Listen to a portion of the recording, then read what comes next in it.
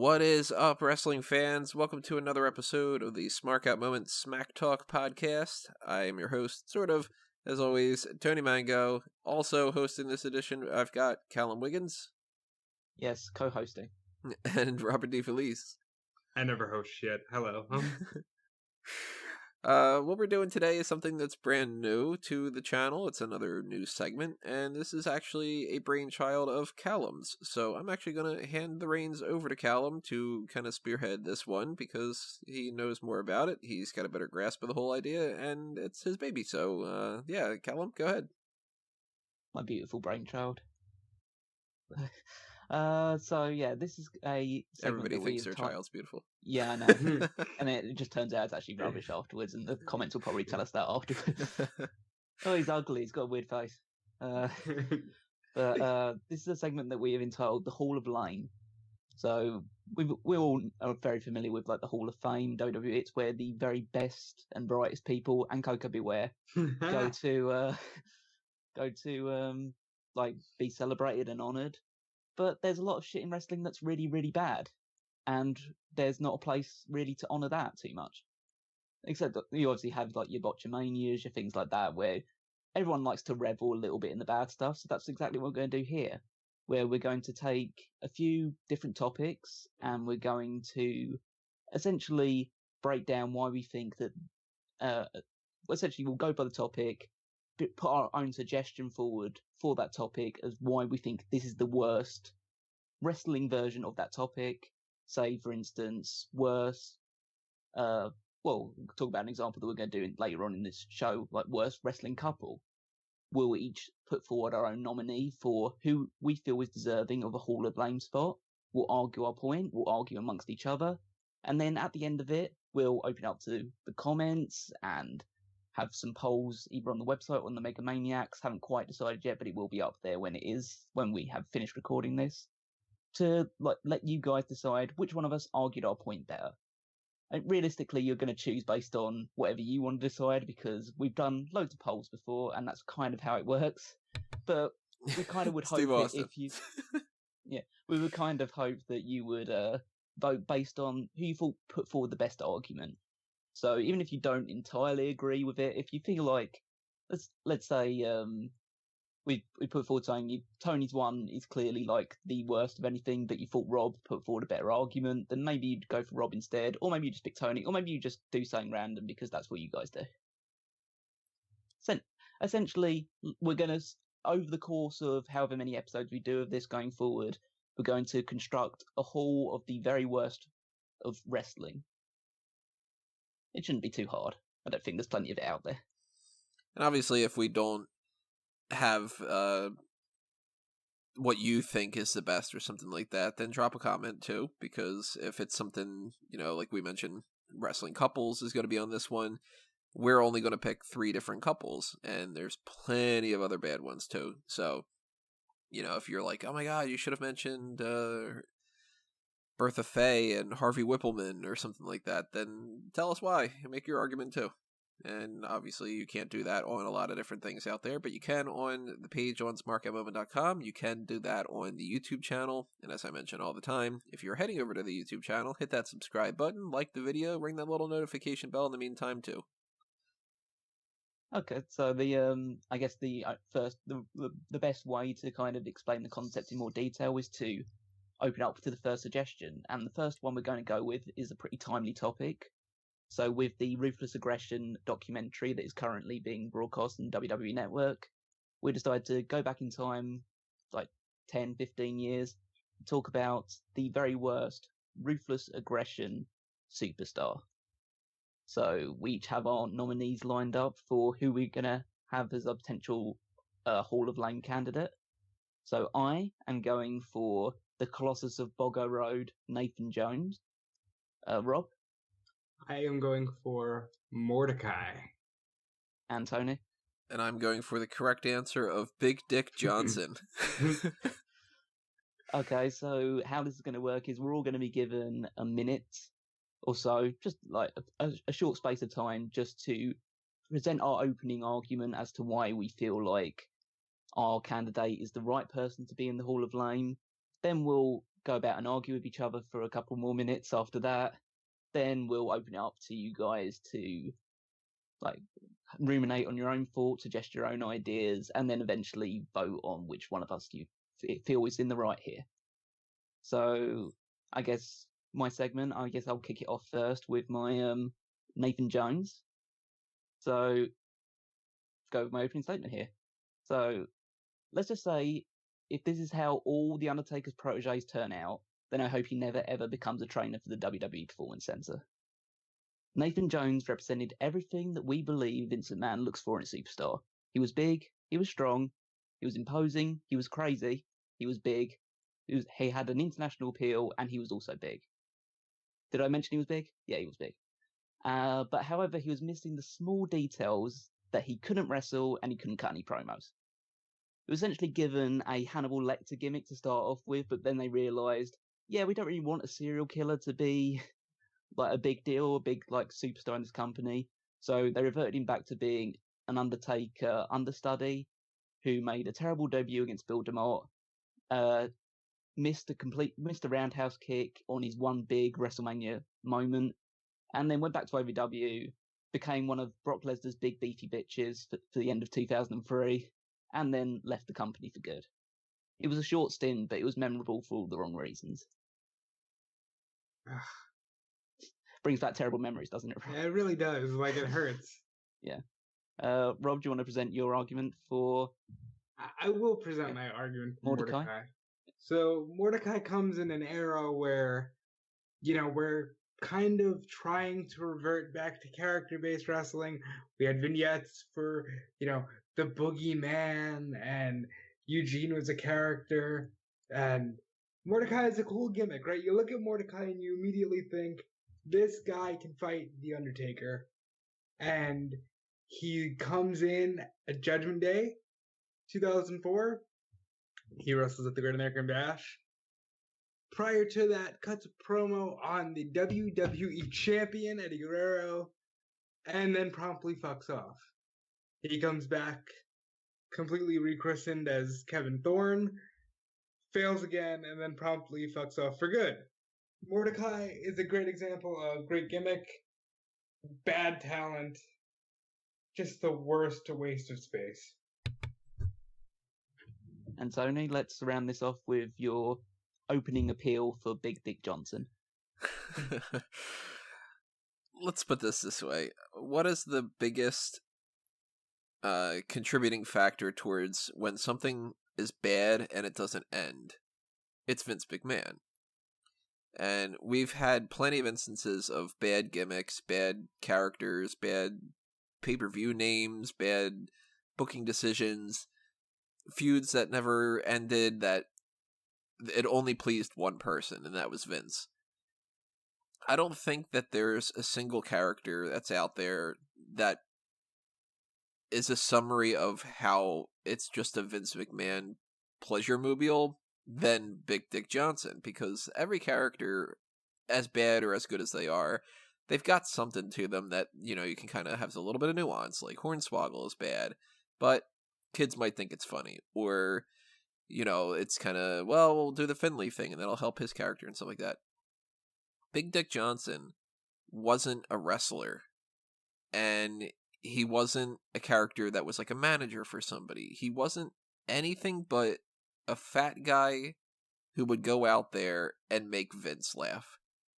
I don't know anybody that thinks Big Dick Johnson was as funny as what it was the first time, let alone even if that first time was funny at all. But Vince clearly liked it enough that it went on and on and on and on. It's a one-note thing. There's only one joke. He's fat, and here he is half naked, or mostly naked. At that point, it's not even clever. It's not the type of thing that can go anywhere. There's potential for everybody, but something that's one note. And I'm going to tie that back into a little bit later on. Okay, so there's our opening statements. Now we can get into a bit more of a debate about it. Now we have to address the immediate elephant in the room, which is that, Tony, you missed basically all of the Ruthless Aggression era. That's true. And that actually is one of the reasons why I think that somebody like a Nathan Jones is not a horrible worst option, because he's forgettable.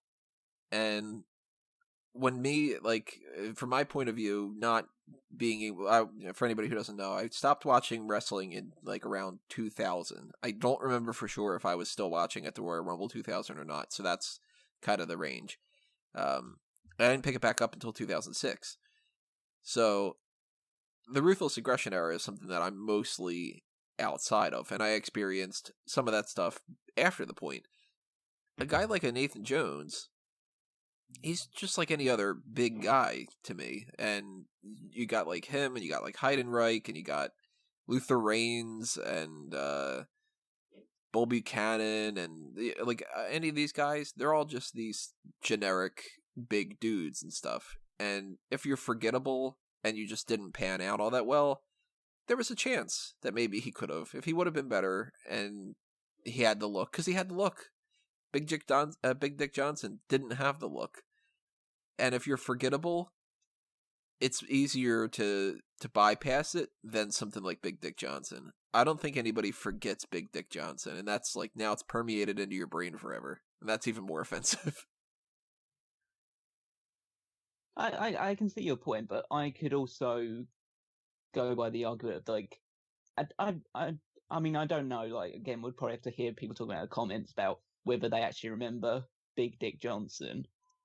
He was a one-note joke, but he was essentially just, he was thrown out there every now and again to dance around as a big fat naked guy.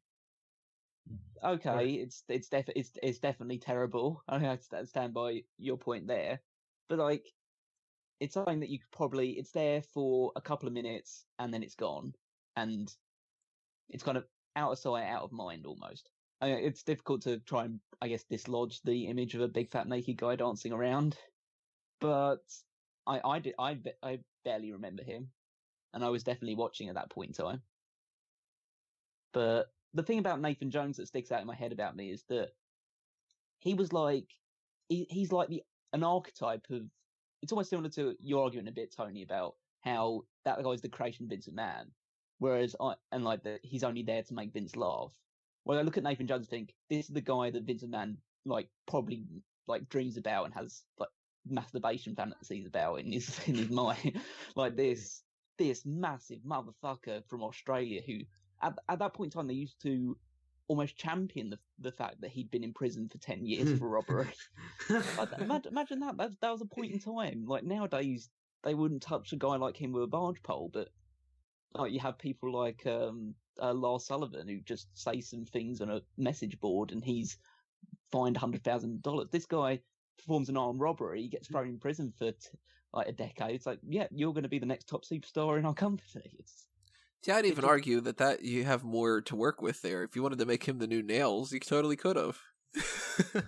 This is a weird era where, like, Batista's big thing was he was going to be a rape baby. That was why his promos were so brooding. Yeah, this was the point. What the fuck was going on? Yeah, this is the point in time where people were pitching the Heidenreich being the frozen Nazi character and stuff like that. It's just they were going absolutely crazy in the Ruthless Aggression era. You won't hear any of that in the DVD. I'm pretty sure Nathan Jones probably won't come up too often. But he was just he comes in. He has this match with Bill DeMott, which I watched on YouTube to build it up. He hits about 3 moves in that entire match, which was a punch to the face, throwing Bill DeMott out through the middle ropes, and then big booting him, and that's it. And the rest of the match is just Bill DeMott beating the crap out, just beating him up a little bit. So are we counting the throw outside of the ring as a move? I guess you kind of have to, otherwise it's just 2 moves that he did. I mean, even Kevin Nash had 5. What a throw! But he goes into WrestleMania. He's meant to be having a tag team match with The Undertaker at WrestleMania. They realise he's so bad that they take him out of that match and then get a handicap match instead. He comes out, he has 2 spots, which is a roundhouse kick to the Big Show, which he misses by about 1,000 miles. And then a big boot to A-Train, in the middle of in a match which isn't no disqualification, yet the referee doesn't give the bell anyway. Realistically, the Undertaker's streak should have ended there by disqualification due to Nathan Jones interfering. Like he gets taken off TV, goes to OVW, he doesn't get any better. He comes back as part of Brock Lesnar's big crew of just assembled generic big men. Like it's him, Matt Morgan, Matt Morgan, A-Train. A-Train's among the Big it's Show those and three Lesnar. Big Show and Lesnar in that big Survivor Series team, which the only gimmick about them was the fact that it's the biggest Survivor Series team in history. It's over 1 ton of humanity. Yeah, but it's a ton of dead weight essentially. It's Lesnar, Lesnar, Big Show at one of his fattest weights possible, and then 3 muscle heads that never really amounted to anything until obviously A-Train became the head trainer of the Performance Center. Hey, Matt Morgan stuttered for a while. That was a thing. I mean, he was a blueprint, but clearly wasn't a blueprint for anything successful in WWE. I almost went with him as well, but the thing that just draws me to Nathan Jones is just how hard they immediately tried to push him, immediately associated with The Undertaker, immediately tried to make not his debut, but one of his first matches be at WrestleMania, and then just immediately it's gone because he's so unbelievably bad. For me, Mordecai, it's almost more personal because I was so into the idea of, okay, we haven't had a new dark character since Kane. And I'm ready for... And Undertaker had just been buried alive, come back as the dead man in the Mania beforehand, and I'm like, all right, I'm ready for this. This is going to be cool feud. You can do this casket matches, Hell in a Cells. Even he cuts the promo on Eddie, oh, you're a man who embraces sins, because that was his thing. He was kind of religious. He had this giant cross looking thing.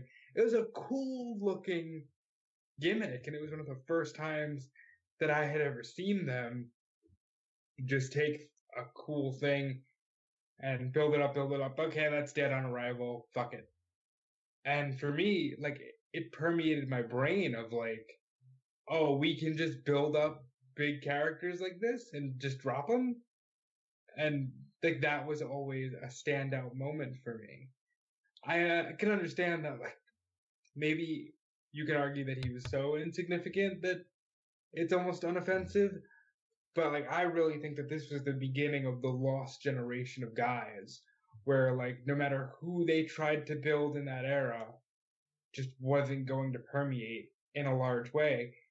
And Mordecai started that, at least in my mind.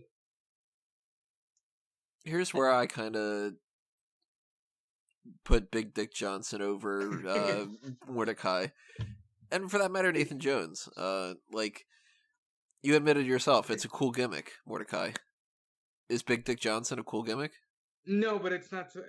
Big Dick Johnson wasn't supposed to be anything but, the kiss cam, or hey, yeah. let's throw t-shirts out to the crowd with this giant bazooka. Mordecai was, time invested by your creative team and your art department and all of that. And I feel like swinging for the fences and missing is better than I don't know, I'm not a really good at baseball analogy person. Now I just realized I was then getting hit with a pitch every single hit. Yeah, I'd rather them try and it not work out than for them to do something that they know can't go anywhere and also continue to do it longer. Mordecai is a cool gimmick. I think if you put it on a different person and you tried to do it again, it could work. I kind of think of Kazarni, for instance. If Kazarni wasn't was it Nick Bodie? Is his name? Yeah, something like that. If it was somebody else, Kazarni could have been awesome, but it happened to be somebody who wasn't, charismatic and couldn't wrestle and all that. Kevin Thorne, I don't think he was too bad in ECW, and he didn't, make a whole lot of waves and stuff, but I figure if you took Mordecai and you made that somebody now who's, not that I would want to sacrifice what he's doing, but like a Velveteen Dream, he can play his gimmick. If you took Velveteen Dream's gimmick and you put it on Tucker, it wouldn't work. And Mordecai, maybe that could work with somebody. I think that is a cooler idea and it has more potential. And somebody like a Nathan Jones, if he were in the Performance Center now, maybe he could have learned how to wrestle better instead of OVW. Well, Big Dick Johnson, he was only going to be that, and it wasn't even funny. So it was just sort of like there wasn't any potential, and you still didn't let it go. well, here's my argument against the Big Dick Johnson thing. Apart from the fact that he's not a wrestler, but I'm kind of willing to let that slide. It's the fact of when you see Nathan Jones is be like this big, powerful superstar, and he sucked because he was really bad in the ring. You look at Kevin Thorne, he's supposed to be this like demonstrative evil character, but he sucked because he wasn't really that great at promos and he didn't really have a great look about him. I don't think anyway, because he was kind of like he kind of had this muffin top approach, like it seemed like he wasn't like training super hard. Well, I see. Look at Big Dick Johnson. Yeah, the gimmick totally sucks, but that guy is really good at being Big Dick Johnson. It's like, okay, you've got this character which absolutely makes no sense, and what the hell is he doing in a wrestling show? But at least he's doing it as well as he possibly can do it. Like, there's no other guy that could do Big Dick Johnson better than Big Dick Johnson. Well, I don't know. Is it really hard to just be fat? I could eat more. No, he has to be big, fat, and dance. He has to be so wildly unself-conscious to be willing to do that on like a nightly basis.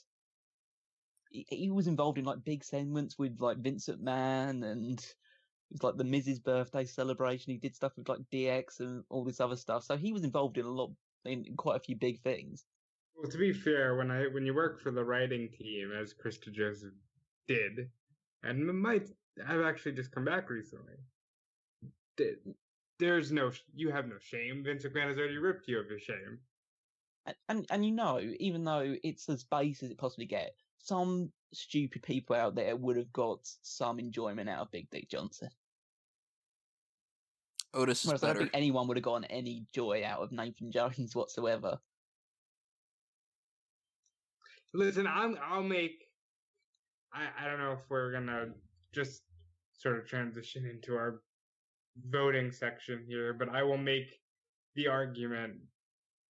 As much as I think Mordecai is a waste of creativity and development, as much as you can argue Big Dick Johnson is an annoyingly stupid moment of the Ruthless Aggression era, Nathan Jones lives forever. Nathan Jones is a part of the streak, unfortunately. Yeah, he always will have like been some sort of like asterisk next to the Undertaker's WrestleMania moments, which is never great. That's not fucking fair to anybody. I mean, before we move on to like just like rounding off this section, we should probably talk about some of the ones that have gotten away from like being on the chopping block here, because the Ruthless Aggression era is absolutely littered with a mixture of forgettable and terrible wrestlers. I mean, none of us said the Great Khali, who could have been like we all thought about it. Who has a significant longevity advantage over all the other three that we have suggested. There's people like Hayde Vanson. I guess he was kind of outside of it. He was kind of outside of it, but he's around there. There's Muhammad Hassan, who again is a character that possibly could have worked, but just absolutely fell tremendously. There's tag teams like the Highlanders and the Dicks and Gemini. Yeah, the Heartthrobs, all of these like terrible, like just nothing characters and gimmicks which had absolutely no chance of getting over. I mean, Bam Neely. yeah, Bam Neely obviously is the big one that we always come back to. God, for that matter, DJ Gabriel. Yeah, it's hard to like equate all of these ones because for the sake of like people knowing, we went for a span of time between like the end of WrestleMania 18 and the day that WWE went PG, which was July 22nd, 2008, as like our boundaries for picking a wrestler. Somebody had to have debuted in that time to be considered for this. So I feel like the three that we have chosen are among the very top ones. I mean, again, we could have said people like Luther Reigns or Heidenreich or Mike Knox or like there's tons and tons of people out there that were really bad. But I like Mike Knox. I think he could have gone further, but he didn't. No, and that's that Mike Knox was in like a world title match. You know, they have these random moments, and that's what I mean by lost generation, guys. They have these moments where randomly, you know, Masters can always say he was in a world title match with John Cena. You know, I actually almost went with Chris Masters just because of the huge disappointment associated with his character. I would not have blamed you. You know, I mean, I don't understand how you had all of that talent and they all ended up just being so goddamn vanilla. I think we've all come at this thing with a slightly different perspective, which is like a good thing. Whereas Tony's gone for a character that's completely one note and baseless, and it's only there to really satiate Vince McMahon's appetite for terrible humor. Rob's gone for someone who has some level of potential about him, but represents essentially a character that goes nowhere from a hot start. And I represent this whole body of just Vince McMahon's continued obsession of big men that can't wrestle, but they're big, so let's push them. It's kind of like just going from slightly different angles, but I feel like they're all equally valid in their own way. But if we were to take our own prejudices out of it, which obviously our names to be brought forward, who would you pick, as in from the other two people, which one do you feel is more worthy of a Hall of Fame spot? Rob, what would you say? Nathan Jones. I mean, yeah, it's almost unforgivable that he's forever attached to the Undertaker's streak. Yeah, I think I'd go Nathan Jones, because at least Mordecai, I liked Kevin Thorne better than Nathan Jones in the ring. So. No, that's probably part of the reason why I'd go with Big Dick Johnson, because I mean Kevin Thorne had Ariel, so that's a positive. And I thought like Mordecai does have some kind of. I think he's just a weird footnote that's a bit more entertaining to go back to than Nathan Jones almost, because Nathan Jones is just a big lump, really. Yeah, I look at Mordecai as more like how Rikishi had been a head shrinker, and then he had been Fatu, where he was like kind of like a rapper sort of thing going on. He wanted to make a difference. He was just a guy from San Francisco who wanted to make a difference. Yeah, there's that, and then he became, Rikishi, and then he had the whole like multiple stages of his career, and like Godfather had been like Papa Shango, and then he was the Supreme Fighting Machine, Kama Mustafa, and then all that kind of stuff. And it's like Mordecai, he was Kevin Thorne. Nathan Jones didn't amount to anything. Big Dick Johnson, I mean, he's got a big dick. Yeah, I was just gonna say he's got a name that doesn't even probably work out, but then again, I don't really know. So.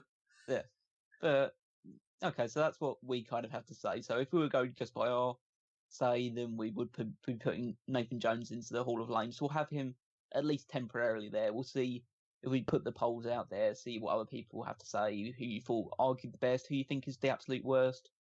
Just get involved. Well, they'll definitely put a poll up in the Mega Maniacs. There'll definitely be something up there. But if we also put it on the website, you can also leave your thoughts in the comments below.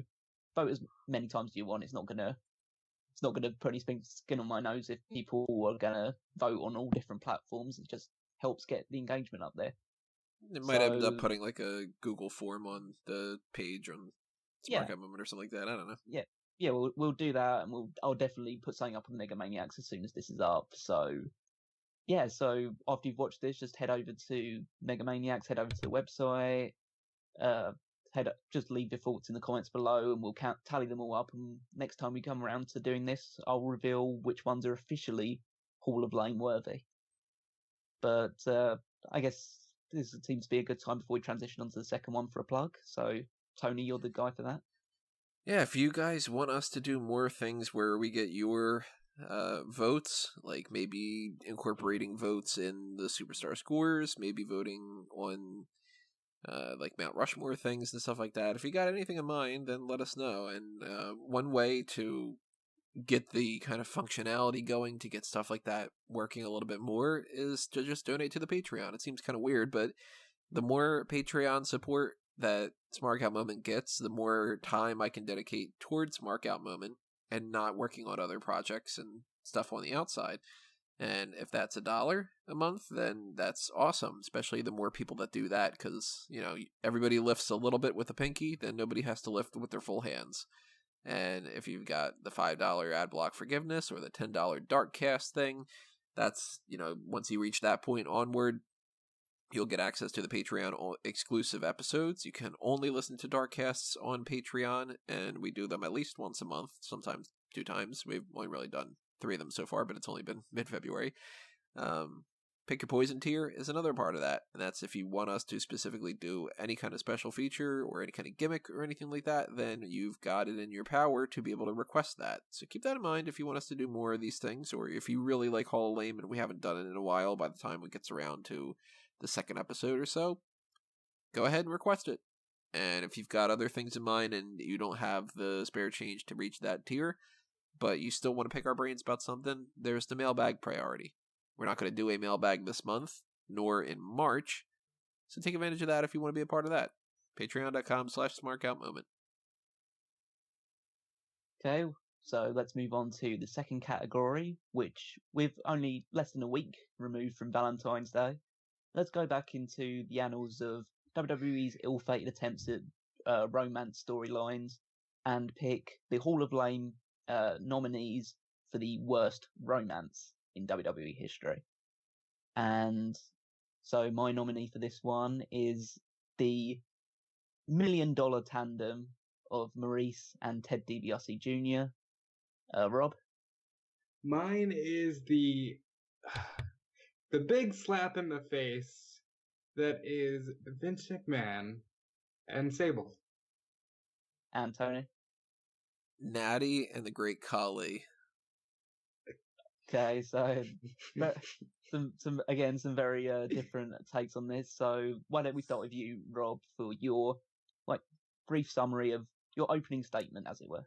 So in the Ruthless Aggression era, toward tail end of the Attitude Era, Ruthless Aggression era, Vince McMahon began this thing where he would make out with, or grope, or do something on television with every last one of his employed divas.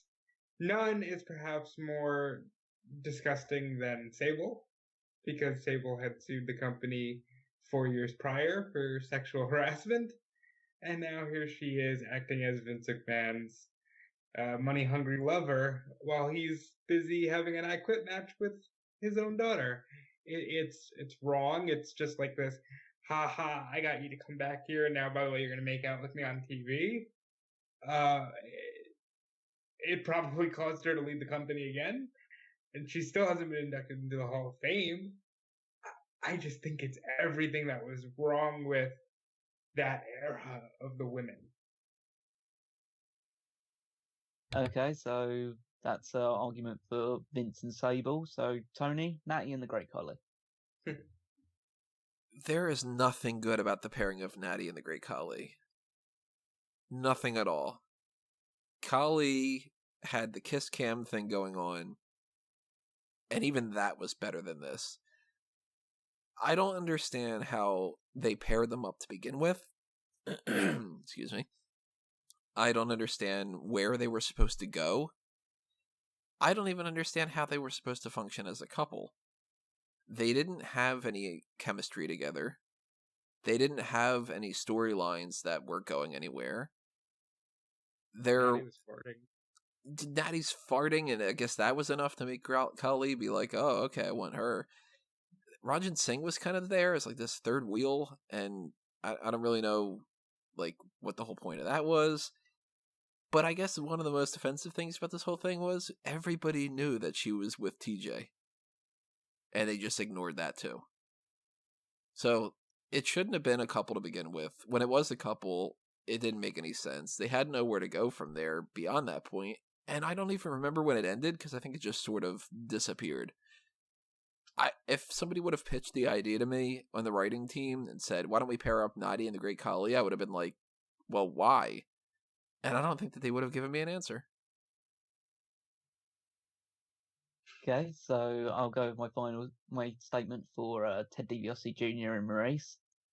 I can only imagine that Ted DiBiase's worst subject in school was chemistry, because he has displayed absolutely none of it whatsoever with Maurice during their short on-screen romance. While his father famously quipped that everyone has a price, I don't think any amount of money would have convinced Maurice to try and take this seriously, to have fallen for Mr. Tall, dark, and boring. Their relationship could have benefited from some of Baron Corbin's heat, as the pair demonstrated less warmth towards each other than Jim Cornette at Kenny Omega autograph signing. Not even the most creative and depraved fan fiction writers could come up with any sort of convincing romance story for these two, and they fizzled into nothingness as fast as Shawn Michaels' hairline. That's kind of... You wrote a lot of that down, didn't you? I write all of these down. I'm taking this seriously. Like, a lawyer doesn't come like thinking of stuff on the top of their head. They write their opening statements. You know how it works. That's what I would do if I was a lawyer. I'd just be like, I called on the witness, this guy. My favorite moment between Maurice and DiBiase is, I think they were in a sing and dance off with R-Truth and somebody. R-Truth and Eve, yeah. And Maurice is dancing around him like a fucking stripper, and he's singing My Way by Frank Sinatra, and it's just the best of the worst. God, it's so good. I can only assume that the mindset with Ted DiBiase and Maurice was, okay, so he's a good-looking guy that we're presenting as a rich dude. She's a good-looking woman who we're presenting as a gold digger. This is bound to work. And they're just so unbelievably incompatible. It's ridiculous how can like two people that have who look so good together have absolutely zero connection, zero, like, they would do backstage segments where they were both just talking so awkwardly with each other. It's like every single segment with them was like, I've never met this person in my life before. What am I doing here? That sort of thing. Like it's like the worst speed date over and over and over again for weeks and months on end. Well, the fucking awkward thing was her real life boyfriend and eventual husband was standing right there, like on Raw. In fact, when DiBiase is in the Money in the Bank that the Miz wins, and while she's trying to kayfabe comfort DiBiase, she's just like looking on so proud of Miz doing his thing. It just didn't work. But I think it would have worked a little better in an era that wasn't so PG, because maybe they could have done some things of like DiBiase constantly being like, okay, here's $100 bill, shut up and suck my dick or something. Like that could have, like, on paper, let's look at these three. You've got Maurice and DiBiase. Like you said, they didn't have chemistry, but at the same time, the angle has something you can go with. I buy into the idea that these two could hook up because they're two good-looking people, and maybe they meet in like the workplace type thing. Maybe they meet like if they were younger at the point. Maybe they're two hot people in Cancun, and the only thing that they've got in common is they're drunk and they're hot, so they bang.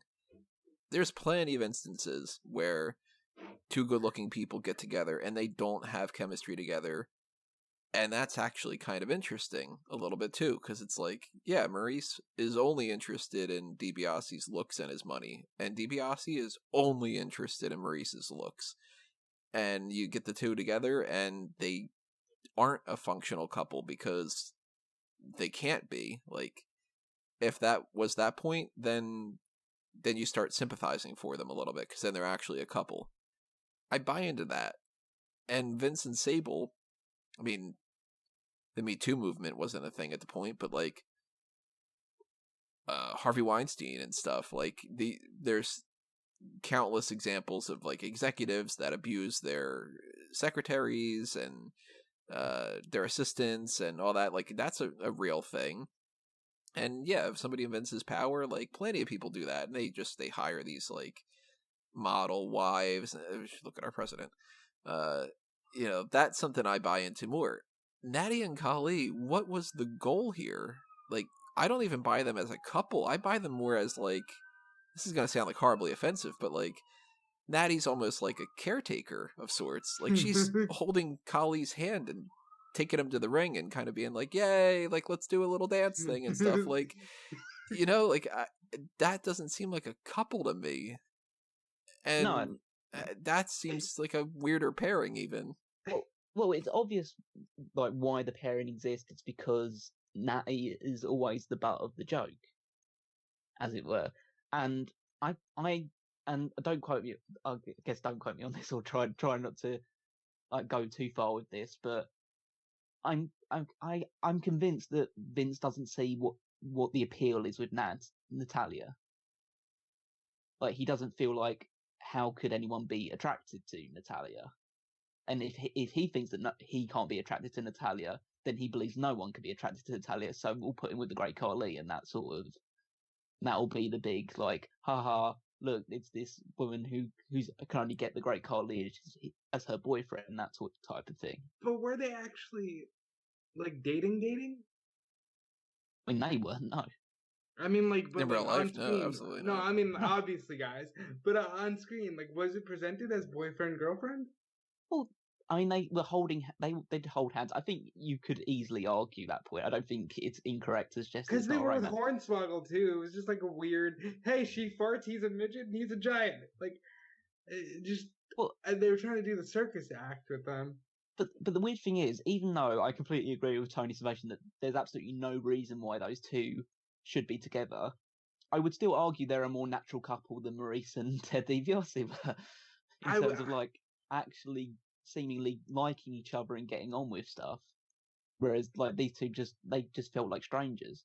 But I kind of look at Natty and Kali in a way that, and they didn't do this, but like, yeah, Natty's not like the biggest bombshell that they've ever had and stuff, but kind of like Of Mice and Men, or like Frankenstein and the Little Girl. That's the kind of thing where like if they could have gone in the direction of like Natty is so nice that she's hanging around Great Khali, who has a crush on her, and she has no romantic feelings whatsoever because she's obviously with TJ and everybody knows this. And if they would have gone in the direction of like Kali thinks that she's totally in love with him too, and maybe at some point she has to go like, no, like we're just friends, like we're coming down to the ring and I'm holding your hand because it's like it's fun, like we're dancing and stuff, and then Kali flips out and stuff like that. Like that could have been interesting. Instead, it was just, I don't know, how about those two hang out, like, and he's okay with her farting, I guess, or something. Like Maurice and DiBiase, I think you had something there without even the chemistry. And Vince and Sable, maybe they could have gone with a whole like her taking advantage and trying to screw him over with his business or something. I just don't see anything with Natty and Kali. Like, they didn't even try. I wanted to move more on to the Vince and Sable one because that is, I mean, at least you can say with like the DiBiase and Maurice thing, it's like it's two people that seemingly could get together and do all that stuff, and that's totally fine. And even Natalia and Kali, with all its like low points and its lack of any sort of like reason or chemistry, at least it's just there for a little bit of fun. This as Rob explained in his opening statement, this Vince and Sable thing is wrong on so many levels. Yeah, like, I mean, think about this. You make this. Johnny B. Bad comes to your doorstep in 1996, and he brings his wife, and you can't get over his wife. So you then start putting his wife in leather. His wife then becomes the hottest thing because you're moving towards this overly sexualized era, and she's getting pops just coming out wearing a Stone Cold t-shirt, and then she does Playboy, and then shortly after sues you for sexual harassment. That goes away, so you bring her back 4 years later. It's kind of like this cougar. Initially, it's gonna be hot because she's gonna kiss Tori Wilson, and it's isn't that great? And then Vince promptly, no, she's with me now, and yeah, this is the new one that I'm banging instead of your mom's stuff. Ha ha. And it's like, here's a woman that actually sued you for sexual harassment, and now you're just really jerking yourself off here. Like, look at how great I am. I still got you to make out with me and on TV, bitch. It's like, it's just wrong. While he's also partly managing her future husband as well. Yeah, it's wrong. Wrong. It's just wrong. Vince and Sable, if we make the argument of what's the ethically wrong thing to do out of these three, Vince and Sable clearly wins that. If we go with who has the least amount of chemistry together, I think it's Maurice and DiBiase because, yeah, like they could have interacted a little bit better. But I feel like Nadia and Kali is fundamentally the stupidest idea of the three. Oh, it's definitely the stupidest idea. It's the one that makes the least amount of sense.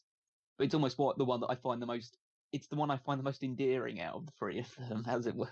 Just because they seem like, okay, they're clearly two people that aren't supposed to be together, but they seem like they're nice people. Where the other two couples don't really seem to have any of that going for it. You almost feel with the Vince and Sable thing, it's one of, as Rob said, like this huge collection of Vince just fucks all the divas storyline, which went from about like 2000 all the way through to like 2006, 2007, around about that time. And she's kind of the absolute like top of the tree for this because, again, she has that sexual harassment lawsuit history, and you almost feel like as soon as she was brought back to the company, Vince's already had the plan in his mind of, yeah, I'm gonna say that I'm banging her on screen. Essentially, that's my big revenge for all of this. I guess I kind of look at it as how much emphasis do we put on the word lame for Hall of Lame? Like Vince and Sable, it's a bad idea, and if this was the Hall of like, you know, then yeah. And the Maurice and DiBiase thing, the Hall of, oh, god damn it, because it just didn't work out. But the Hall of Lame, I think, like, Nadia and Kali, on paper, on execution, all that, I'm just like, well, that's stupid. That's lame. Like, come on, what are you going here? It's pretty late. I mean, the main, like, summation of the lame thing is just because it rhymes with fame. Yeah. It's kind of as far as I went into it, but, I think that, again, if you like people rhyming Hall of Fame and all that other kind of stuff, check out Claim to Fame at smark.com. Yeah, I mean, I guess it's kind of buried in the lead almost. Like people hadn't gotten the joke until then. It's like I unfortunately spoiled it for you there. But someone out there is like, "Oh, Hall of Lame." Yeah, it's all about Scott Hall.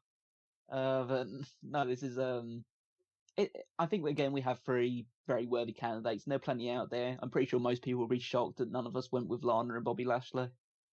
Which, by the way, random aside note: the college that I went to, one of the halls was called Scott Hall, and the very first time I walked into there, even though I was like, you know, nobody should probably see this, I did a little bit of the NWO strut thing because I was just like, I gotta do it. Wow, you've been inside Scott Hall.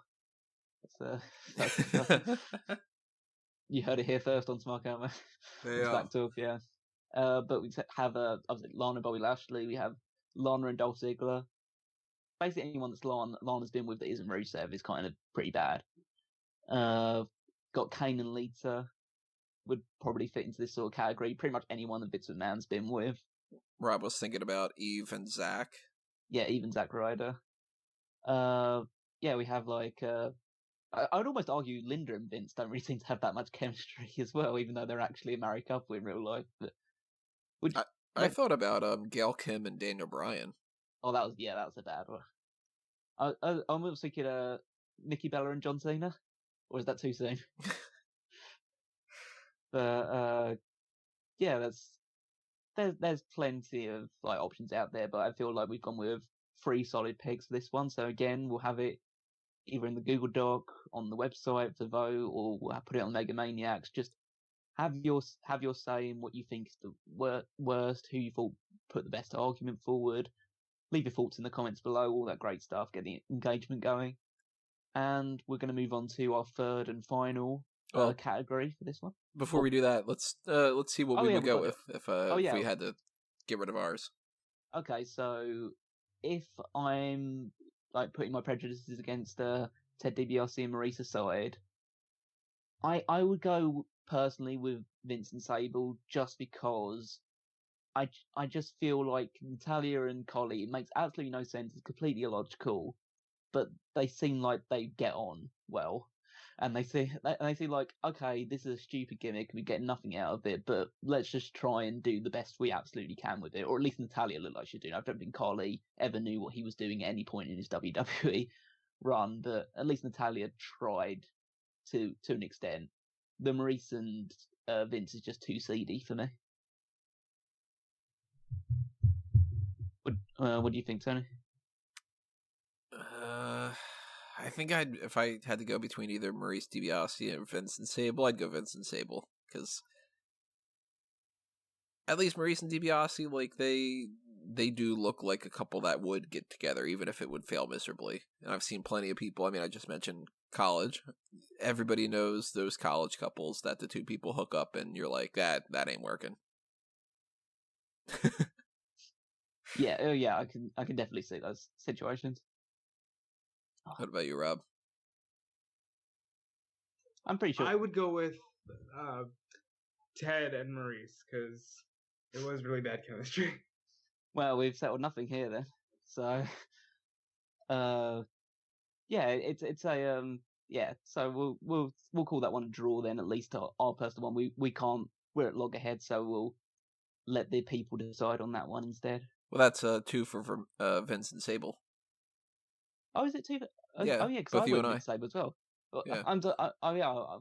My maths is really bad, people. It's late at night for me, whereas it's like the afternoon for them. But yeah, so we will go with Vincent Sable then as a combined effort, and yeah, but again, it's down to you guys to make the final say on who actually ends up like as the Hall of Fame candidates. But yeah, so move on to the third category. So before we do that, Tony, you got anything else to let the guys know? Always got some more plugs. I mentioned the Patreon earlier, but I could also mention the merchandise shops. TeePublic and Redbubble are where you can find the different t-shirt designs, and there's plenty of other products too. So if you check it out for Smark Out Moment, for Fanboys Anonymous and A Mango tees, you can pick stuff up there. But if you don't know what Fanboys Anonymous is, and you're wondering what you would want to buy a t-shirt for, Fanboys Anonymous is the website that I do the geek culture topics, and if you are interested in any movie reviews or anything on that kind of spectrum, that's where you're going to find it. So if you follow Smark Out Moment all over those different platforms, Facebook and Twitter and Patreon and the merch shops and the website itself and YouTube and iTunes and Stitcher and Spotify and all that, do the same thing over for Fanboys Anonymous. Check out our World's Finest Batman and Superman movie commentary track that we just did, and stay tuned for whatever else is happening there. And since we're in the middle of plugs, I'll just say, you can check out WrestleZone.com and Fightful.com for your daily wrestling news, as those are the two sites that I contribute to as well. Okay, so let's go with the final category of this edition. We're a couple of weeks out of this one, but we decided Royal Rumble's a big deal. Let's talk about the Royal Rumble a little bit, and we'll give our picks for the Hall of Fame for worst Royal Rumble winner. My choice on this category was for Roman Reigns from 2015. Rob? My choice is Stone Cold Steve Austin, 1997. And Tony? Sheamus, 2012. Okay, so Tony, let's hear your argument first. You're the only one that hasn't gone first here, so have at it. Nobody wanted Sheamus to win. I mean, I'm pretty sure that everybody in the arena and everybody watching, nobody wanted him to win that. And I can understand why they would give him the win, because they pushed him so much for so many years, and they gave him these multiple different title reigns and stuff that arguably he shouldn't have won, whether it was the table match thing with John Cena, or going back all the way then and all the way forward. But Sheamus in 2012 didn't have the momentum of being like, okay, this guy's got to be one of the ones that wins this Royal Rumble. And the biggest offensive part about the whole thing is he eliminates somebody that should have won a Royal Rumble and didn't. Chris Jericho. Jericho never won a Royal Rumble. And what did we get out of it? in their mind, it made more sense for Sheamus to win the Royal Rumble, so that way, even though it's disappointing the fans, he could go on and beat Daniel Bryan in only a couple seconds at WrestleMania and piss off people at WrestleMania. What did Jericho do? He wrestled at WrestleMania anyway. And he had a match that should have been a more important match and wrestled later on in the card and was a bigger deal and a bigger draw for everything. Everything pointed in the direction that Jericho should have won that. And that's one of those things that we talked about before about the multiple timelines that, like, if Jericho would have won that, I think that things would have gone down better. And the Sheamus win prevents a legend from winning something he should have won, annoys the crowd, makes no sense, and all it does is set up an even bigger disappointment. Okay, well, I guess I'll go next following that, and let's talk about people that nobody wanted to win the Royal Rumble match. And this leads me on to 2015 and the guy who the previous year had been seen by the crowd as the last hope of preventing Batista main eventing WrestleMania, as we all knew he would, goes 1 year later to being public enemy number one. Roman Reigns was entering this first real period of ultimate unpopularity, where everyone knew what the plan was with Roman Reigns, everyone knew where they stood with Roman Reigns. He was Vince McMahon's new guy, and nobody wanted it because they wanted Daniel Bryan to be the guy. They wanted Daniel Bryan last year, and then 2015, when Daniel Bryan actually gets to be in the Royal Rumble match, he's eliminated from it within, like, not even halfway through. So Daniel Bryan's out, the crowd is already like anti the entire match is going on, and then who comes strutting down to the ring through the crowd, because that was the safest place for him to be at that point in time? Roman Reigns. And you just get the sense of everything during that match. Like, the crowd is just waiting to get really, really angry because they know what's coming. Everyone else knows what's coming. You got Roman Reigns finishing off the match, fighting Big Show and Kane, with everyone desperately trying to get Big Show and Kane to eliminate him. That doesn't work. To the point where they are actively cheering the anti-American Russian bulldozer Rusev to try and get Roman Reigns out of the ring. He can't succeed.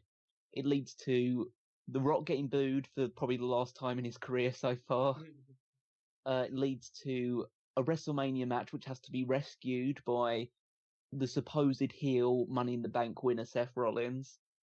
And it's the starting point for the feud which has really, in many people's eyes, sullied the last 4 years, which is Brock Lesnar against Roman Reigns. That all starts with this ill-fated decision to have Roman Reigns win this Royal Rumble. And for me, 1997, Stone Cold Steve Austin. Now, as a match, I'm quite fond of this Royal Rumble. But with this result, I've never seen something so fucking useless in my life. Stone Cold gets eliminated by Brett. Referees don't see it, so he climbs back in, wins the Royal Rumble, and then he doesn't even get the opportunity to face the champion at WrestleMania. They do the Final Four bit, which Brett wins, only to lose the title the next night. And for, I think, 2 weeks later or something on Raw, they literally just announce, oh, and by the way, it's going to be a Psycho Sid against The Undertaker for the title at WrestleMania, and Austin against Brett in a submission match. To the point where Austin himself admits, I didn't even know that. I was watching Raw at home when I saw the graphic pop up for a submission match. So, what a waste of a Royal Rumble moment that it's just the beginning to me of over-convoluting things. Like, it should have theoretically been Brett wins, Brett faces Shawn, they do the end of that rivalry, because Austin was a made man, and you never hear anybody, except to say Austin won the Rumble 3 times, you never hear anybody talk about 1997. It's always 98, because that was the true crowning moment of Steve Austin. This Rumble is a weird anomaly that doesn't fit in with other Rumbles, and I just don't think it works. See, I'd argue the 97 one's the more memorable. And I think, like I think that what's interesting about that is that's the first time that they liked, and they still do every once in a while, they like to do something different for a Royal Rumble win. Like 92 Flair gets the championship. 93 Yokozuna wins. There's nothing really all that special about that. But 94 you get two people winning. 95 somebody goes from number 1 onward. 96 that's pretty much the first time that you've got somebody who made their triumphant return to win the Royal Rumble, which we've gotten multiple times, like Edge and Triple H and so on. 97, that's the first time you get somebody who's a heel who's been eliminated who wins. That's kind of an interesting way to go about things. Yeah, they could have followed it up better. They could have done, like, Brett wins the title at Fatal 4-Way, and Austin fights Brett for the championship at WrestleMania. Like, that could have been good. But it still gave Austin that launching pad. I mean, he had done the King of the Ring, and he had done, this and that and stuff like that, but that's still one of the go-to moments, like the Austin with the checking the watch and stuff like that. Like, that's still worth it, I think. See, I'd argue that outside of those gifts that you see of Austin checking the watch, if you remove this moment from the pantheon of Steve Austin memories, you don't lose the legacy. As long as you keep Austin 316 says I just whipped your ass and the sharpshooter bloody moment at WrestleMania, I think Austin's a made man. I think that's part of the things you're discussing is kind of the reason why I would put the Reigns one over both your guys' picks, even though I think they're valid picks. With the Austin win, even though it should lead to a title match, and it does kind of sully not so the reputation of the Royal Rumble, but it sullies what the Royal Rumble had become at that point, which is the winner gets the title shot of WrestleMania to get the big match. And they changed that for seemingly no reason other than the fact that Shawn Michaels had a fake leg injury. It's because, it at least leads to Austin eliminates Bret when he had already been eliminated by Bret. They have a rivalry. They lead to a match at WrestleMania 13, which many people consider to be one of the greatest WrestleMania matches of all time, and the match that really sent Austin into another level.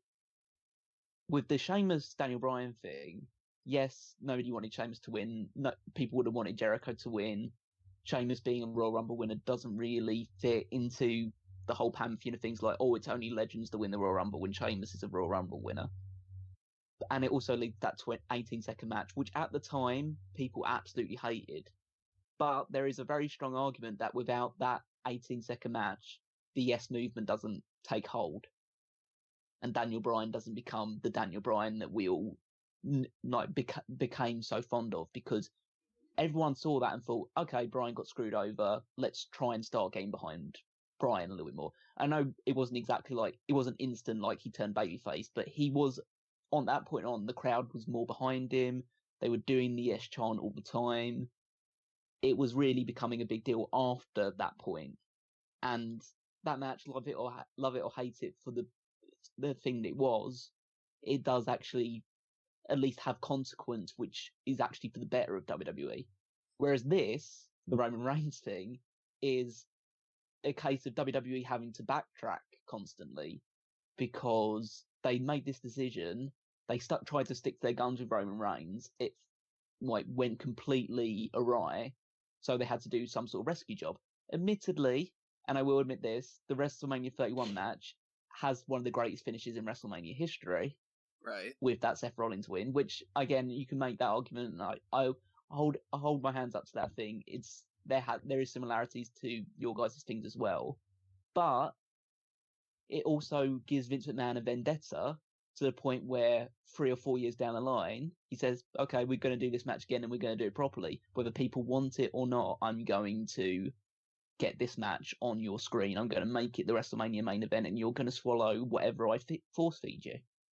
See, and here is where I would argue that mine is still the strongest candidate for the Hall of Blame, because in both of your examples, you're describing crowd reactions, and crowd reactions changing the flow.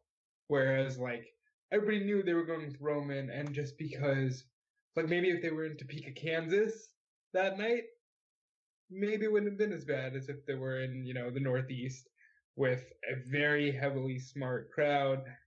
Or same thing at WrestleMania. If it was any other event where Sheamus that time fought Daniel Bryan in 18 seconds, and it wasn't that smart WrestleMania crowd, maybe you don't get the same play out. My issue with 97 is we're not talking about changing things and shifting things because of a fan reaction. We're talking about just not even following through with your own stipulation, and that was the way that you planned it out. Because if we remove the I lost my smile, we get Final Four is for the number one contendership. Brett wins. It's still Brett and Shawn at WrestleMania. What does Austin do? If Shawn doesn't say I lost my smile, what does Stone Cold do? What does he end up fighting Sid in a one-on-one match that goes nowhere? Like, that to me is just a very bad. It's very bad booking. Did they ever clarify if they had any other ideas for that? So they have said that they were going to either do Shawn and Brett for the belt, and then when Vince felt like that was too obvious, he was going to do Shawn and Brett in a ladder match for like the right to cut the other person's hair.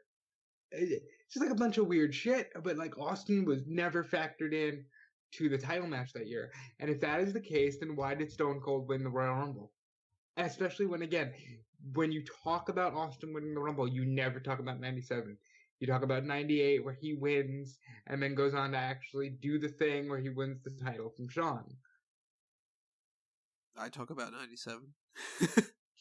But you also talk about Mabel. Like, I think 97 is a bigger moment. But 98 is the bigger deal in the sense that that's the thing that Austin wins and he becomes WWE champion out of.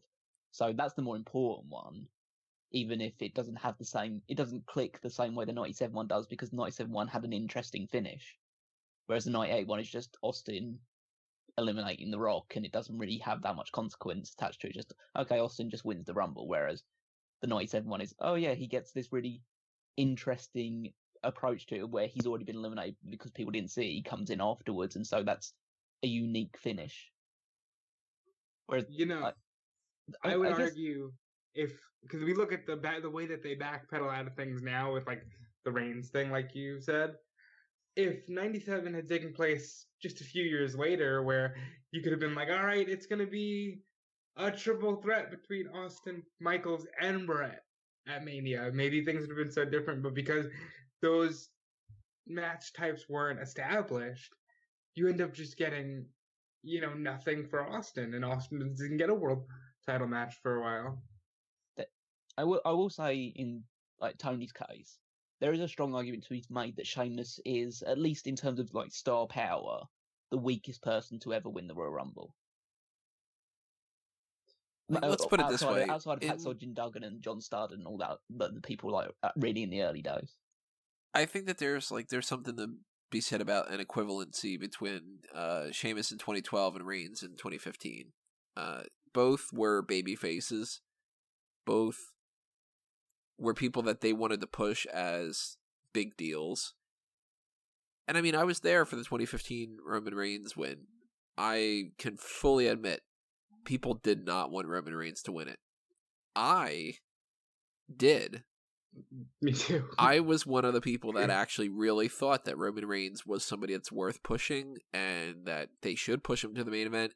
And in my mind, I was thinking of this as like, well, we didn't get the Daniel Bryan win last year, but he didn't win the Royal Rumble, yet they followed through with it and he won at WrestleMania. If he would have just won the 2015 Royal Rumble, it would have been backtracking and it would have been like, well, would he have fought Brock Lesnar? Sure, but Roman Reigns was somebody who I was willing to give that ball to. And I feel like if they would have followed through with it in a different type of way, like if they, for instance, like if they would have not set up Daniel Bryan to be in the Royal Rumble to be a disappointment thing, like they handled the way that they pushed Reigns to win it poorly. And even that match itself, like, you don't have Rusev try to make the quick, oh my god, he might win actually, never mind, he doesn't. Like, that is just fundamentally weird booking. And with Sheamus in 2012, like, they booked him as just, okay, he's a babyface and everybody loves him. People didn't love him either. And it's boring. The Reigns thing, I can understand more why they would think, like, look, let's try to push him. Let's try to make him the guy that beats Brock, and let's try to do that. Sheamus, I feel like, well, if people are responding to the S movement, and Bryan is not getting booed that way, you're setting him up to be the guy who destroys somebody that people like. He's not going to get cheered. He was getting booed that way outside of that crowd. Oh yeah, I'm definitely not going to disagree with the fact that Sheamus wasn't a popular babyface by that point in time. I think the odd thing with the Sheamus win is the fact that in 2015 you could pretty much tell that they were grooming Roman Reigns to be at least a potential winner for that match. The Sheamus one seems to come almost out of nowhere. In that, yeah, he was a big deal on SmackDown, and he had been pushed, and I think he'd only recently turned babyface, like in the late 2011. But it's like, okay, but he's just like, okay, he's a big upper mid-card guy in this match. Maybe he'll be there in like the final 4 or 5 or whatever, and that'll be his little rub, and then he'll fight for the Intercontinental Championship or something at WrestleMania. And yet, no, they decided to just give him the win over Chris Jericho. I think out of all of them, him winning a Royal Rumble is the most shocking out of the 3 of them. And the most forgettable, too, because if people were to name people who have won Royal Rumbles in the past, I think he'd be one that people would forget. I mean, again, if we taking the concept of lame meaning just like if we take it and literally, boring and all that stuff. If we take it like that, then Sheamus is definitely the lamest, yeah. one of, if not the lamest Royal Rumble winners in history. Woo, I win. Alright, if you want to subscribe to... But if we take it to like the whole context of like what it ends up meaning for people as well, again, Sheamus is a very high contender is there as well. Again, I feel like our candidates do all have some level of validity to them. Like, if we get to the point, I mean, again, we'll probably discuss like a couple of people that we passed over that kind of were lucky to escape the chopping block. Del Rio immediately springs to mind. Yep. Yeah, he was one of my potential options. Me too. Nakamura, I think, is up there just because of what happened afterwards. He was another one of my potential options.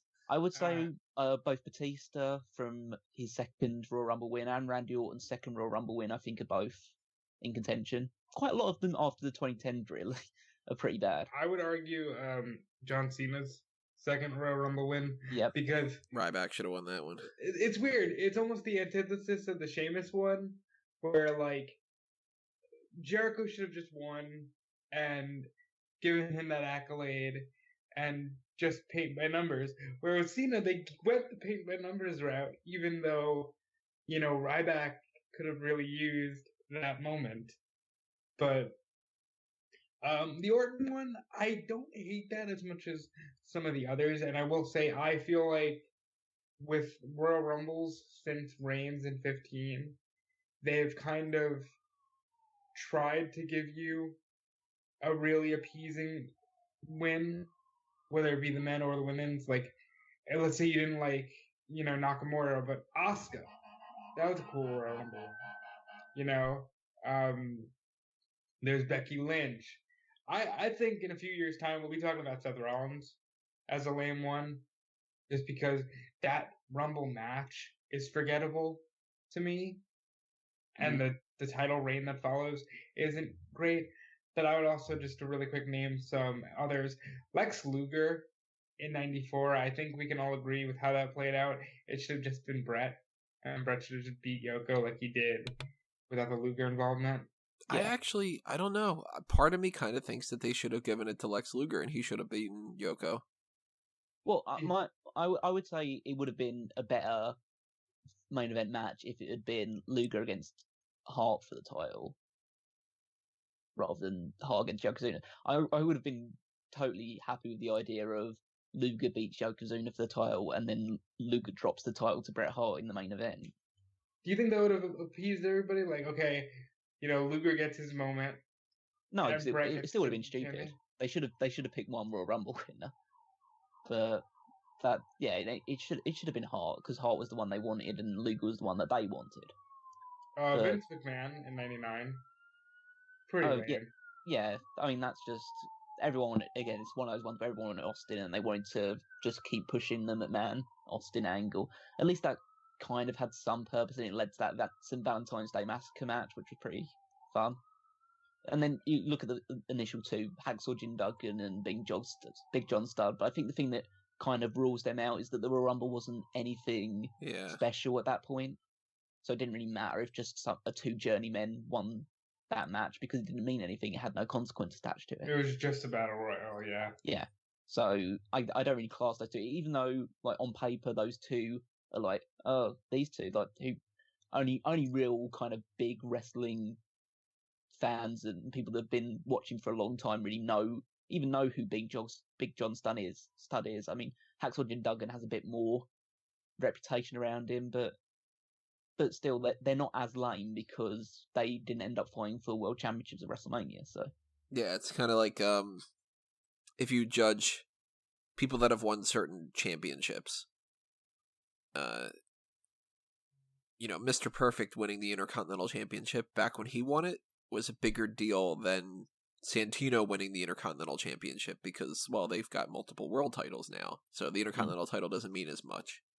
And Jinder Mahal winning the WWE Championship is like, oh, come on, Jinder Mahal won it? Yeah, well, they had twice the amount of stuff. Jinder Mahal wasn't winning it in an era where people were winning it, and it was the only title, and they would carry it for 5 years at a time. Brett winning his WWF Championship for the 5th time was a huge deal. Now people are, John Cena's got 16 of them. So, a different context. Like, Big John Studd was one that I was really considering, but yeah, what you immediately undercuts it by going, yeah, it didn't mean anything back in 1988.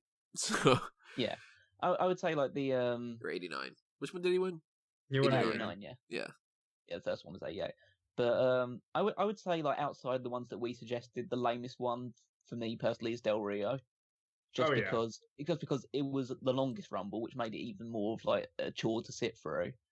He last eliminates Santino, so that's not exactly like a big deal to eliminate. And then his prize for winning it is a curtain jerking opening match with Edge, which he doesn't even win. So right, and this was the beginning of, like, now if that happened, like it happened with Rollins, but now we're used to the opening match at Mania being main event. I still disagree with that wholeheartedly. I think that ever since I had 2010, the Rumble has gone downhill, and I would actually really say we need to start getting strong Royal Rumble winners again and strong WrestleMania moments again, because the Rumble's legacy is in danger of really slipping. All that much more reason to vote for Sheamus because he had the opening too. That is true. At the very least, Reigns did have the main event, but he wasn't even the one. Or he got pinned in the main event, not even by the guy that he was facing. So that's. But I could argue that's your... all the more reason to vote for mine, because Austin didn't even get a title match. You kind of screwing ourselves over. If you had to pick like the match itself, Austin and Brett, best match of the three. Oh yeah, absolutely. Reigns and Lesnar with the Rollins interruption, much cooler moment and much more crowd pleasing than Sheamus beats Bryan. Yeah, I'd say the matches themselves, like, you have the worst match coming out of it. But I would argue that if you go by the actual Rumble match itself, I'd say mine is the worst. Because even though you could argue that the 2012 one is more forgettable, my one, the 2015 one, is just full of vitriol, of hate of a capacity crowd. And watching it is a really, like, going back and watching it, like I have done a couple of times, is just a really uncomfortable experience. Like, I can't imagine what it was like actually being in the building when, like, just watching it at home. It's like, oh god, this is really, really bad. This is like what I imagined the crowd would have been like if Cena had beaten Rob Van Dam in the ECW match or whatever. being in the building for 2015 was essentially 3, 2, 1. Oh my god, I want this guy to win. Who is it? This guy? Okay, yeah, we'll get behind Dolph Ziggler. We'll get behind Xavier Woods. We'll get behind this person, whatever it is. Ah, fuck, somebody else got eliminated. Yeah, It was just perpetual, like, maybe this one. God damn. Oh yeah, because I remember because that was the one where because once Daniel Bryan got eliminated, the only one the crowd really got behind. Like, got behind Ziggler towards the end of it, but they also got behind Damien Mizdow as like a potential winner for that as well. Just like, it was just that was a really strange Royal Rumble. yeah. I guess I can argue that even though mine has the most untraditional finish, I have the most traditional Rumble. Like the Sheamus one was pretty traditional. Like, okay, if we take it from a literal sense, you can't. It's almost hard to argue against that Sheamus thing because that Sheamus thing was just dumb. Lame. It was just like, yeah, it really was just a lame Rumble win. Well, yeah. I don't know. This is a good one. We can go on all day. Yeah, so let's just round this off then with like our actual who we would vote for, and Rob, based on what you just said, I guess you're going with Sheamus for that. I would absolutely go with Sheamus. Yeah, and I can't go with the Steve Austin one either, so I would go with Sheamus. So that one's already like one out of our little group things. But Tony, Yay. if you had the choice, who would you go with? Sheamus. I'd go Reigns 15 because they still should have listened to the crowd. Which does that mean that that I get the point for Sheamus, that Callum gets the point for Nathan Jones, and Rob gets the point for Vincent Sable? Yeah. Look at that, we're sharing. We're all winners and all losers here. It's on but everybody's a loser because we all had to sit through these horrible gimmicks and moments and romances. Yeah, but the people here listening are the winners because they get to hear us just ranting on about it and open with this first edition of the Hall of Loam. Yeah. I feel like it's something that we'll be working on, as time moves on, we'll be filling it up with more categories. But I feel like the idea of us debating who's the worst in wrestling, because let's put it this way, we could go on for hours and hours and hours and hours about the very worst things that have ever happened in professional wrestling. And based on what I've seen, a lot of things online, a lot of people seem to enjoy people going over the very worst things in wrestling. It's almost like they enjoy that more than the good things sometimes. So I feel like this is a concept that has a bit of legs going forward. But we want to hear from you. Want to hear like what you think about the concept, what you thought about the first episode, what you think about the different categories and the people that we put forward for it. And if you think there's any tweaks that we can make to this to like put it a bit more over the top going forward, we're all ears. We're all open to your suggestions. And yeah, it's I think it's a decent opening outing for this new concept. I liked it. I thought it was a lot of fun. I enjoy debating the past with you guys. Big thumbs up for me. I mean, it's kind of the opposite of Mount Rushmore in some ways. Yeah, we're just going for like the bottom of the barrel stuff, whereas the Mount Rushmore we talk about the cream of the crop. This one is more like the very bottom of the cornstalk, like in the roots and the dead bits of the dead bits of grass at the bottom of the ground. And if you mix the corn stalk and the cream of the crop, you get cream corn. Cream corn. Yeah. But I think it's good to like always go back and look at this stuff, because without like taking stock of all the bad stuff that's happening in professional wrestling, you can never really appreciate the good stuff. That is true. Like Maurice and DiBiase. Yeah, that's some good stuff right there. I actually like the most memorable thing about the DiBiase Maurice one is the fact that segment where like Goldust is essentially fucking the $1 million title is probably more like realistic than anything else that they actually did in that entire relationship we didn't angle. even think about Goldust and Oksana. They had a wedding. Yeah, well, at least I they totally had marriage. forgot about that. A WWE marriage a WWE marriage at least bumps a relationship up a little bit further. I mean, why do you think I didn't go with Teddy Long and Crystal? Oh, that heart attack. But yeah, I'll let you sign us off, Tony. You're always up for that kind of thing. Well, obviously, I mentioned most of these plugs before, and you guys should be aware of them already, but the biggest thing of all is to just keep paying attention to what we've got going on. And that's going to be the end of this content for this week, but next week we've got 2 pay-per-views coming up.